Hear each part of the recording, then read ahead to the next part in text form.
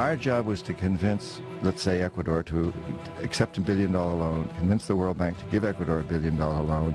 90% of that $1 billion would come back to the United States to pay for Halliburton, Bechtel, these kinds of, or these types of companies, to build the infrastructure, and then, which would only serve the wealthiest people in those countries.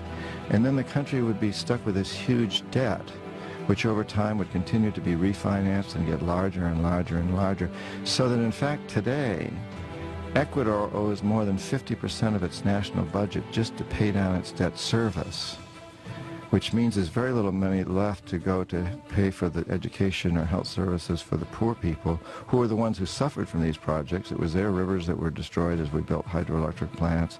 It was their land that was destroyed, and while a few of their people got wealthy, as a few of ours did. And so now they're saddled with this incredible debt that they can't possibly pay. And so we go in and demand our pound of flesh, very much like the mafia. That's why we called ourselves hitmen. So today, for example, this is actually what's happened in Ecuador. And today, we need Ecuador's oil. We need the oil from this Amazon area where these indigenous people live that I work with as a Peace Corps volunteer.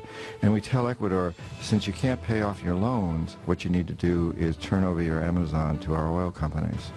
And that's what they're doing. And the indigenous people there, the ones I work with now, have basically declared war. They said, we're not allowing these oil companies to come in. We're going to fight to the very last man if we have to. It's a terrible situation, and what it is all about is building empire. We've done this in every country around the world that has resources that we covet.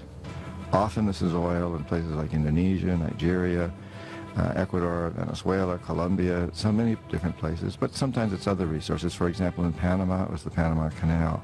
And in this process, we've managed to create the largest empire in the history of the world, and we've done it largely without military might.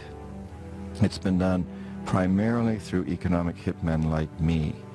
Now, when the economic hitmen fail, as we've done as we did in Panama with Omar Torrijos, and in Ecuador many years ago with Jaime Roldos when I was there, when we fail, the jackals are sent in.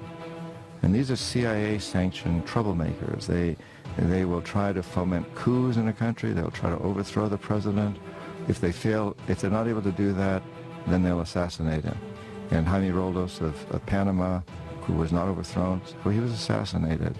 And Omar Torrijos, Jaime Roldos of Ecuador, Omar Torrijos of Panama, the same thing happened. We economic hitmen failed, the jackals went in and assassinated these presidents. It happened with Allende in Chile, Arbenz in Guatemala, and it's part of what Vietnam was about.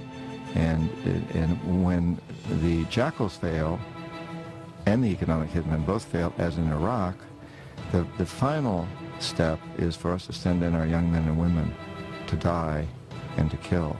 And that's what we're doing in Iraq today.